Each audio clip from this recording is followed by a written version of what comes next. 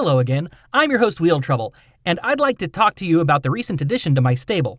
Before we do that, take a moment to hit the subscribe button, like the video, and share this video with your friends.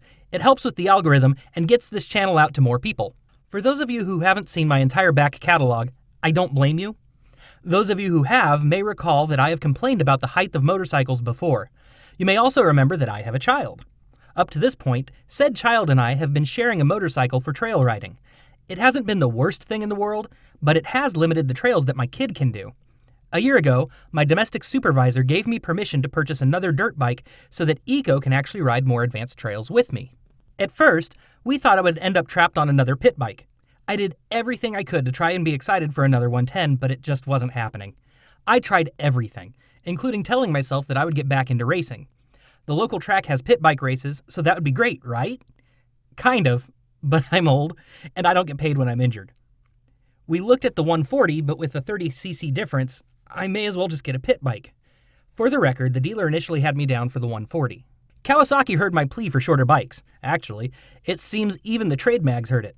There have finally been a few articles out there about motorcycles being built only for 6'5" giants and nothing else. In addition to the 140's accessible size, the KLR, my childhood dream bike, and the KLX 230 now came with a standard human-sized option. I refuse to call it short. Even though that's what the S probably stands for, the average height for a human on planet Earth is 5'6" for men and 5'2" for women. That means 6 foot is an outlier. Good to see somebody in the industry is finally doing the math. So I go into the shop a year later as the S models are hitting the showroom. Yes, they'd been out for a while, but there was a wait list to restock thanks to supply shortages. I throw my leg over the KLR and I fit. My heart leaps. I get to talking to the sales rep whose name is omitted only because I didn't ask her if I could use it here, and she lets me know that my son's next birthday makes him eligible for his motorcycle license. This opens a whole can of worms. He can only be on a sub 300. No problem. My Versys is a 300. We'll be fine. I can get my dream bike and the kid can get the hand-me-down. Best of all, the KLR can handle everything. But I know Eco. You have no idea how much I have to argue with him just to get him to go to the gym, the pool, or even just to touch grass at all. I love my Versys, but she's a bigger girl. I look around, the KLX 300 is too tall, but the 230 is okay at 32 inches. I'm on my toes, but Eco can fit on it, and I did too. My domestic supervisor gives me the green light on any bike I want. It's a dream, right? I look at the sales rep and utter those dreaded words that salespeople don't like hearing at all. Let me sleep on it. I didn't sleep much that night. This is a review, not story time, and a review you shall have. We'll go through why I purchased this bike and talk about my impressions. Hopefully, it will be better than just talking about what's on the data sheets. First, this bike is light. It's almost a full 100 pounds lighter than my Versys 300. This makes the bike feel very nimble on the trails, but the dual sport nature of this bike makes it feel just planted enough while zipping along dirt and gravel roads at about 55 miles per hour. This bike will do that all day long. Eco has no problems holding this bike up either. Second for me is going to get a little bit of eyeball rolling, but the valves were a selling point for me. I love the gang at my dealership, but having the valves done is expensive. It isn't that I don't know how to do it, it's that I don't have the time, and I don't want to pay the penalty if I drop a shim. The KLX uses an easily accessible screw to adjust the valves, the way most non-racing motors from yesteryear were equipped. That and the air cooling make working on this bike easy. The top speed on this bike is just enough for Oklahoma's non-interstate highways, which is all Eco would be able to ride anyway. I think that's the only area that has me somewhat disappointed, but it is just a 230. Kawasaki felt it necessary to software cap the top speed at 77 miles per hour. Again, the back highway speed limit around here is 65, so 77 is plenty. For the record, the bike gets up into the 70s just fine. I weep for the knobbies on this bike every time I speed away on the slab, though. How is this bike when confronted with reality? Honestly, it's not bad.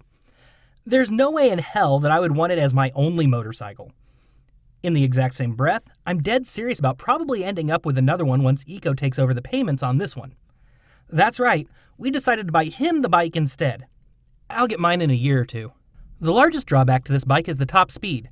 On the interstate, this would be a death trap, as you would get rear-ended by Musk's brainless fanboys. On the trails, it's great, and on the back roads, it's great.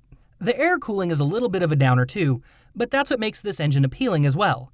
If you're not familiar with air-cooled bikes, I'll clue you in. They are great while in motion. They suck at a standstill. People have pictures of red-hot pipes. If you're stuck in the city, this isn't the bike for you. Out in rural Oklahoma, this isn't a problem. I work out regularly, but the clutch on this is significantly harder to pull than my Versys, which is funny in light of the smaller engine. It's not a deal breaker by any stretch of the imagination.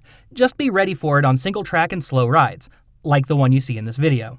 The friction zone does feel wider, but that could all just be in my head. With gripes like these, you're probably wondering why I'm considering another one. Here's why. I can easily see this bike on the Transamerica Trail, on the more gnarly sections. I also realize that while screw valves go out of adjustment faster, they are something that I can work on at a hotel in no time. There's a reason why many people attack the TAT on TW200s. On an adventure, complexity and gadgetry isn't always a good thing. The more complex a system, the higher the chance something will break and leave you stranded. With my mostly highway commute, I can see this bike as a good backup for when the Versys is down for maintenance. I won't lie, I'm also loving the fact that this particular bike doesn't have ABS. There are ABS versions, but on this trail ride, I really got to enjoy what this bike was designed for. This bike is for the person who wants to get out to the trails and play. I have a highway commuter, dirt road bike in the Versys, a Swiss Army knife of motorcycling. What I found in the KLX turned out to be my long-forgotten roots. The KLX 230S feeds the part of me that needed a capable off-road steak knife. The bike that reminded me of simpler times of hopping on my bike, riding off to my girlfriend's house, and only to be heard tearing away as her parents' car pulled into the driveway. There you have it, my 2 cents on the KLX 230S. If you like content like this, please consider leaving me a tip in Anna's Ko-Fi. Being my supervisor isn't easy, and this lets her know that these two-wheeled toys are worth the investment. Again, like, subscribe, and share. That helps me out immensely too. Until next time, Wheel Trouble out.